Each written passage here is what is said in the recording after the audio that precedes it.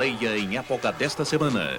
Um perfil de Kleber, vencedor do programa Big Brother. Um brasileiro com a cara do povo. Israel lança sua ofensiva mais violenta contra os palestinos e assusta o mundo.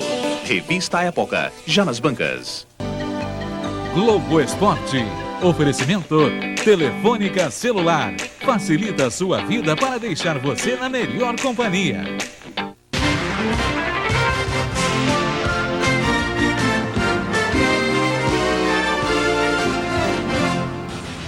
Boa tarde. Fim de semana de muita rivalidade no Rio-São Paulo. Tem de tudo para todos os gostos. O Globo Esporte se antecipa e mostra para você. Rivalidade no Flamengo começa dentro de casa. A oposição entra com o pedido de impeachment do presidente Edmundo Santos Silva. Romário versus Filipão. O craque segue na luta para convencer o técnico de que tem vaga na seleção da Copa. A segunda etapa do Campeonato Brasileiro de Stock Car bota frente a frente novatos e veteranos em Curitiba. O Fluminense conta com a volta de Roger e a boa fase de Júlio César para vencer o Flamengo amanhã. E se depender do retrospecto do atacante contra o rival, o tricolor pode continuar sonhando com a classificação no Rio-São Paulo. Maio de 99. Em seu primeiro jogo como profissional, logo um Fla-Flu. Júlio César marca um dos gols da vitória tricolor por 2-0. É um jogo especial, né? Um gol que está na minha memória até hoje, então procurar trabalhar forte aí para chegar no domingo, procurar tentar fazer mais um golzinho. O curioso é que aquele Fla-Flu foi o único que Júlio César disputou pelo time principal do Fluminense. Amanhã, o atacante joga com a esperança de que a segunda vez seja ainda mais inesquecível que a primeira. Nos quase 3 anos que separam um Fla-Flu do outro, muita coisa mudou na vida de Júlio César. Ele deixou de ser júnior, foi emprestado para o Juventus de São Paulo. Ficou meio encostado no elenco. Neste torneio Rio-São Paulo, o atacante ganhou a confiança de Oswaldo de Oliveira. Vem marcando gols decisivos e se firmando entre os titulares.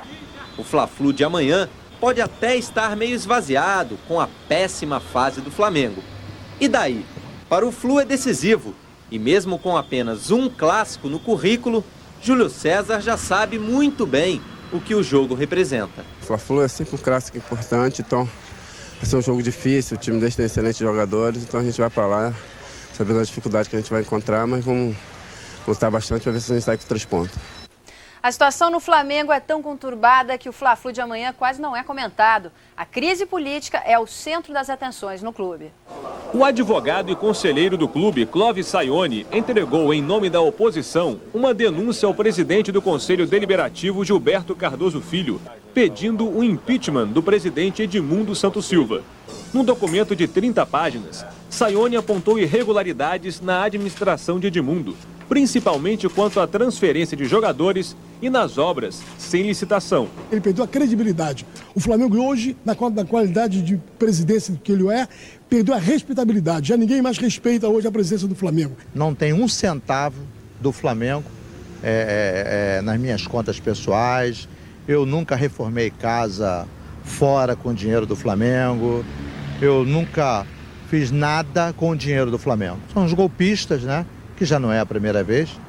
Perderam 2 eleições para mim. Quem vai dizer se tem fundamento ou não sou eu. É a comissão e, posteriormente, o plenário do Conselho. Daqui a 5 dias, Gilberto Cardoso Filho criará uma comissão que terá no mínimo 2 meses para estudar o caso. Se o pedido de impeachment for aceito, só aí ele será votado pelos 1.642 conselheiros do clube. Ou seja, será uma longa batalha política. O mesmo conselho votará na segunda-feira se o clube usará ou não esta nova camisa em amistosos.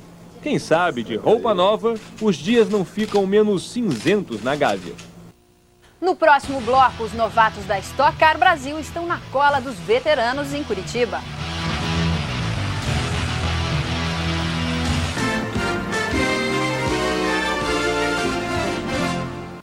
Jaqueline também é tia Jack. A supercampeã de vôlei de praia criou escolinhas no Rio de Janeiro. Está ajudando a descobrir uma nova geração da areia. São jovens, gostam de vôlei, gostam de praia. O pessoal agora vem muito mais pra praia do que em clube.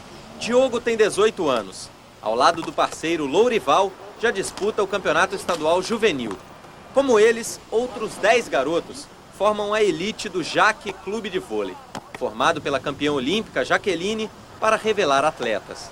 Eu sei exatamente o caminho que tem que se fazer para você alcançar os resultados e é isso que a gente aqui, todo mundo junto em forma de equipe, a gente proporciona. Se os grandes nomes do vôlei de praia têm saído da quadra, uma nova geração criada na areia está surgindo. Dessa aposta em novos talentos, surgiu uma dupla. Jogando em Maceió, a Jaqueline descobriu uma parceira para a disputa do Circuito Brasileiro de Vôlei de Praia, a Thalita. Fomos bem na etapa, né? Nunca tínhamos treinado junto. Aí ela me chamou, perguntou se eu queria vir para o Rio de Janeiro para jogar com ela. Aos 19 anos, Thalita é uma profissional. Os garotos da equipe de Jaque estão a caminho. As escolinhas estão lotadas. E Jaqueline ainda desenvolve um projeto social que leva o vôlei de praia a comunidades carentes. Muitos não vão se tornar atletas, mas criar atletas não é a única função do esporte. Eu fico contente de ter tido essa oportunidade de fazer também, de chegar ao alcance dessas crianças que não têm tantas condições e realmente se sair daí outros jogadores, eu acho que, sabe, é devido realmente a todo esse trabalho. O esporte sempre ajuda a superar limitações e o jovem nadador Alexandre é mais um exemplo de perseverança. A vida de Alexandre passou por uma reviravolta em dezembro de 96. Um acidente de automóvel o deixou paraplégico. Tempos difíceis para quem ainda tinha sonhos adolescentes. Na época eu estava sonhando em ser jogador de futebol. Como todo jovem, né? Eu jogava no Olímpico, na época, e tinha a oportunidade de fazer um teste no Vasco. Época de sofrimento para a família. Ele é um herói para mim, dele ter superado toda a expectativa que os médicos falaram que ele não conseguiria andar mais, né? Ele ia ter que ter ele na cama pro resto da vida.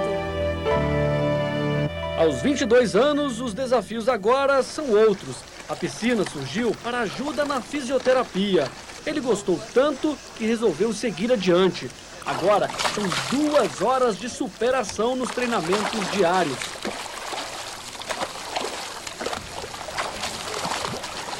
Na última semana, ganhou uma treinadora. O lado emocional da pessoa, a força de vontade, é que comanda tudo.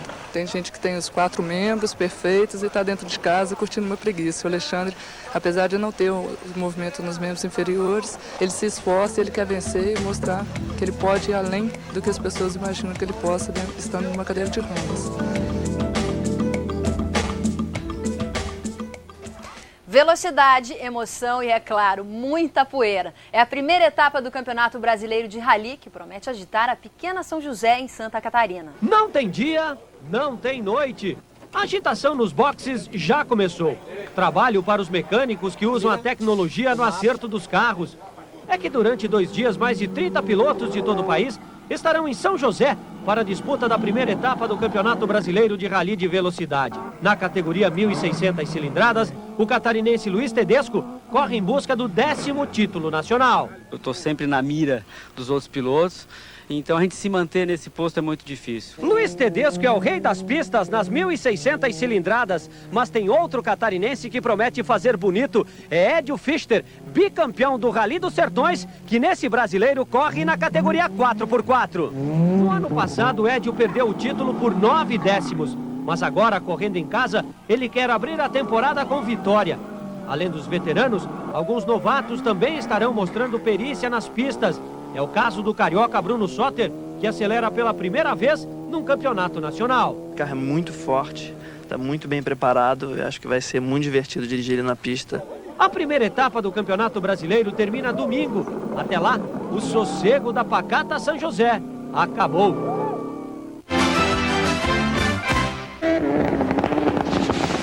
Queda para Valentino Rossi no treino que decidiu o grid de largada para a abertura da temporada de MotoGP em Suzuka, no Japão. Mas o italiano de 23 anos se recuperou e mostrou por que é o atual campeão da categoria. Pole position para Rossi. O segundo lugar ficou com outro italiano, Loris Capirossi. O japonês Shinichi Ito em terceiro e o espanhol Carlos Checa em quarto completam a primeira fila da corrida. O brasileiro Alexandre Barros larga na 13ª posição. Não esqueça, a Globo transmite ao vivo a primeira prova do ano do Mundial de MotoGP, dentro do programa Altas Horas. Amanhã de domingo também vai ter velocidade na Globo. É Stock Car Brasil, etapa de Curitiba. A segunda prova do ano vai ser uma corrida em família. O tricampeão Chico Serra venceu as últimas 4 corridas disputadas em Curitiba. E dessa vez, para variar, chegou andando mais rápido. Eu gosto de Curitiba. Mas os primeiros treinos livres dão uma ideia do que vai ser a corrida. 20 pilotos separados por menos de 1 segundo. Quando chega na corrida, essa diferença some, porque aí tem vácuo. E o vácuo aqui nessas duas retas é muito grande. Então os carros permanecem juntos o tempo inteiro. Todo mundo andando junto. É o que se espera dessa corrida, é o que se espera deste campeonato. E amanhã você também vai estar juntinho com a Stock Car. Bem pertinho mesmo. Câmeras nos carros, informações direto da pista. Vai ter até conversa por rádio durante a prova, de piloto com o locutor. E aí vai um toque especial. A prova vai ser narrada por Galvão Bueno. E neste carro prateado vai Cacá Bueno, filho dele. Eu fico, às vezes, imitando o som do carro. Eu fico meio que força para o motor andar mais e aí vai ser uma comédia. Este é o ano da Stock Car. Depois de passar por modificações radicais, como um novo chassi no ano 2000 e um novo motor em 2001, agora pela primeira vez as equipes não têm que partir do zero. Portanto, a evolução conseguida foi bastante grande. Isso atraiu muita gente. O total de inscritos na temporada de 2002 chega a 34. Desta corrida, no circuito oval de Curitiba, vão participar 27 carros. E pelo histórico desses pilotos e equipes no automobilismo brasileiro, pelo menos metade tem condições de vitória. Vamos agora ao vivo a Curitiba. O repórter Tadeu Schmidt está no autódromo e conta os últimos preparativos para a corrida. Oi, Mariana. E o Cacá Bueno, que nós vimos aí na reportagem, foi o piloto mais rápido do treino livre de hoje de manhã. Neste exato momento, nós estamos acompanhando o treino classificatório, que aqui é um pouquinho diferente daquilo que nós estamos acostumados a ver na Fórmula 1. Saem 2 pilotos por vez, eles dão 2 voltas de aquecimento e apenas 2 voltas valendo. Até agora, o mais rápido é Carlos Alves, esse carro preto que vocês vão ver aí. A corrida vocês veem amanhã no Esporte Espetacular, que começa às 9 horas da manhã e que tem também uma outra disputa, um duelo entre dinossauros e babysauros. Valendo!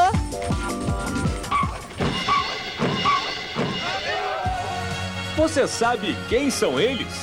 São os babysauros contra os dinossauros da Stock Car Brasil, disputando o Super Fan. Você vai ver que nem todo piloto é craque nas tarefas mais simples. Chayane, Adriano, depois do confinamento na casa do Big Brother, mais um desafio, uma corrida de aventura que vai revelar os fracos e os fortes. Eu vou chegar, meu irmão. Palavra de baiano, você vai me cobrar isso no final. Amanhã, no Esporte Espetacular, você vai ver se este baiano é valente mesmo. A partir das 9 horas.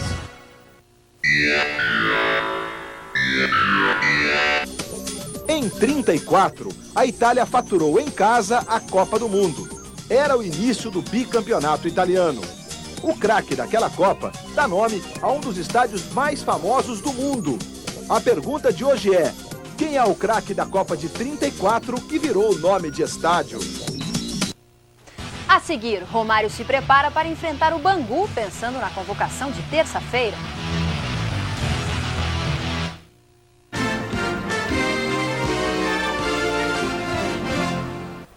Ronaldo está confirmado na lista de jogadores do Inter de Milão que vão enfrentar o Atalanta neste domingo pelo Campeonato Italiano. O técnico Héctor Cooper elogiou o desempenho do atacante na partida contra o Feyenoord, pelas semifinais da Copa da UEFA. Só não decidiu se Ronaldinho começa entre os titulares.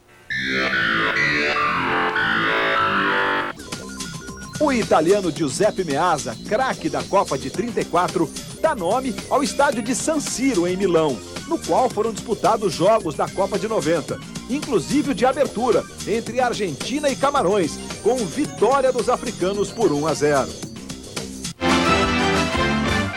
A polícia da cidade de Oita, no Japão, se equipou com uma arma poderosa contra os hooligans na Copa do Mundo. É um revólver que atira a redes. O equipamento está sendo chamado de Homem-Aranha e pode atirar as redes a até 5 metros de distância.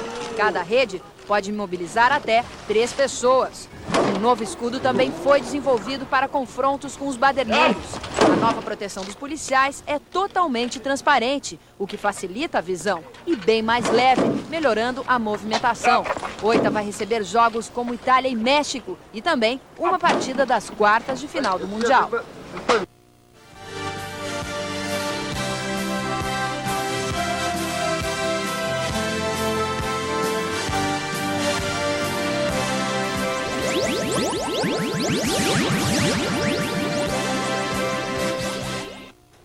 Quando tudo indicava que Luizão começaria pela primeira vez uma partida pelo Grêmio, eis que surge o Corinthians ganhando um novo round na Justiça. Luizão foi recebido em Porto Alegre como estrela. Mas até agora não brilhou no Grêmio. Longe do condicionamento físico ideal, na primeira oportunidade que teve, o atacante ficou fora do clássico Grenal. Era o início da novela Luizão. Mas a estreia do jogador foi há 2 semanas contra o Cruzeiro pela Copa Sul Minas. Luizão ganhou um papel secundário. Jogou pouco mais de 20 minutos no segundo tempo. E veio o amistoso da seleção brasileira contra a Iugoslávia. Aí sim ele ganhou de Filipão o papel principal. Foi o protagonista da vitória do Brasil. Depois do amistoso, Luizão voltou para o Grêmio e para o banco de reservas. E amanhã contra o Atlético Paranaense pela Copa Sul Minas, Luizão joga ou não? Se antes o problema era condicionamento físico, agora é a justiça que impede que o jogador atue pelo Grêmio. O Tribunal Regional do Trabalho de São Paulo concedeu uma medida cautelar ao Corinthians que prevê a devolução dos direitos sobre o passe do jogador mediante o pagamento dos salários atrasados. Isso num prazo de 5 dias. Eu tinha meus direitos e eu tenho certeza que eu estou certo, senão eu não teria entrado contra um clube que eu tenho a maior admiração. Como o Grêmio não tem certeza se o time paulista pagou os salários atrasados de Luizão, o jogador nem viaja para Curitiba. Mais um capítulo triste na novela Luizão. Em 13 rodadas do torneio Rio-São Paulo, o Palmeiras já marcou 12 gols de cabeça. Enquanto isso, o rival Corinthians não sofreu nenhum gol pelo alto. Com esses ingredientes, o clássico de amanhã será uma batalha aérea. Itamar, Alexandre, Christian, Alex, soldados da Força Aérea Palmeirense, que vem destruindo as defesas adversárias. Só que diante da melhor defesa do campeonato, as coisas podem não ser tão fáceis. O maior responsável pelo sucesso do Esquadrão Verde conhece o poder do adversário e prevê um duelo difícil. Acho que vai ser bom esse duelo, né, deles terem um aproveitamento bom enquanto não receber gols, né? E se a batalha será dura, o comandante Vanderlei Luxemburgo esconde o jogo. Na hora das jogadas aéreas, por favor, câmeras desligadas. Quando eu peço a vocês para não filmar, é porque é uma jogada de bola parada que você passar amanhã, eu estou atento a tudo que os adversários estão fazendo. Com certeza eles também estão atentos a tudo que nós estamos fazendo. Mistério, armas secretas e atenção máxima, porque... No jogo, uma bola que aparecer ali, a gente pode decidir. Bola fechada para a área do Bolso, toque de cabeça! Os homens: Dida, goleiro, 1,95 m. Anderson, zagueiro, 1,83 m. Fábio Luciano, zagueiro, 1,90 m. Missão: repelir ataques aéreos. Os homens: Rogério, lateral direito. Kleber, lateral esquerdo. Missão: impedir lançamentos e cruzamentos pelo alto. O estrategista: Carlos Alberto Parreira. Missão: coordenar o sistema defensivo. Sucesso da operação: 100%. No Corinthians, o que vem do alto não atinge. Próximo adversário: Palmeiras. Especialidade: ofensivas pelo alto. Homem a perseguir: Francisco Arce, lateral direito, um dos maiores especialistas do mundo em cruzamentos. O Arce é sobejamente conhecido pela capacidade que ele tem de colocar uma bola na área e realmente uma bola mortal. Tanto os zagueiros como os laterais têm que estar bem posicionado para que essas bolas não cheguem na área. Segredos da melhor defesa do campeonato. O hino pode ser do Palmeiras, mas a defesa que ninguém passa é do Corinthians. Defesa que ninguém passa. O Vasco joga amanhã contra o Bangu, de olho numa vaga entre os 4 primeiros do torneio Rio-São Paulo. Quem também continua de olho numa vaguinha, só que na seleção, é Romário. Ele, aqui, está bem à vontade. O gramado é o habitat natural do atacante. Domingo, o Vasco enfrenta o Bangu pelo torneio Rio-São Paulo. Será o último jogo de Romário antes da convocação da seleção brasileira para o amistoso contra Portugal. É dia de trocar as câmeras e os microfones pela bola. No Vasco Barra, novo centro de treinamento do clube, o jogador participou de um coletivo e depois fez um trabalho individualizado de conclusões. Mas a sexta-feira do Baixinho não se limitou às 4 linhas. No Maracanã, ele inaugurou a foto do gol contra o Uruguai, que classificou o Brasil para a Copa de 94. Por coincidência, foi numa partida contra esse mesmo adversário, na estreia de Luiz Felipe Scolari, que o jogador teve o último contato com o técnico da seleção. Assunto que mereceu um novo esclarecimento depois do pedido público de desculpas. Eu não pedi desculpa pelas coisas que eu fiz, porque eu não fiz nada de errado. Quero deixar bem claro. Eu pedi desculpa se eu inconscientemente deixei de ter alguma atitude ou de ter falado alguma coisa em benefício do grupo. Se o discurso é o mesmo, Romário também garante que não mudou de comportamento para agradar a Luiz Felipe. O que acontece na minha vida, que eu passo para as pessoas, está longe de ser estratégia, está longe de ser jogo. Nunca joguei com nada, nunca joguei com a minha vida e não vai ser agora que eu vou jogar. Felipão preferiu novamente o silêncio. Em Porto Alegre, quando saiu de casa, passou rapidamente e bem longe. Já alguns jogadores que estiveram com o Romário na derrota para os uruguaios preferiram a cautela. Todo mundo estava se preparando para o jogo, agora se houve alguma coisa ou se não houve, sinceramente não sei. Eu acho que a gente não tem que se intrometer nesse caso, não. As dúvidas, as perguntas permanecem. Pelo menos na terça-feira, Romário vai saber se terá a chance de vestir e não apenas autografar a camisa da seleção. Fora do campo, o Vasco tem uma briga pela frente. O clube pode ser punido por ter escalado irregularmente o zagueiro João Carlos na primeira partida das oitavas de final da Copa do Brasil contra o CSA. João Carlos, com 3 cartões amarelos, deveria ter cumprido suspensão automática. O caso já está no tribunal e a CBF, se realmente sofrer a punição, o Vasco, que admitiu o erro, perde 5 pontos e é eliminado da Copa do Brasil, passando a vaga ao CSA. O São Paulo, que não tem nada a ver com isso, aguarda a decisão da Justiça Desportiva para conhecer o adversário das quartas de final. Uma ótima tarde para você e um bom domingo.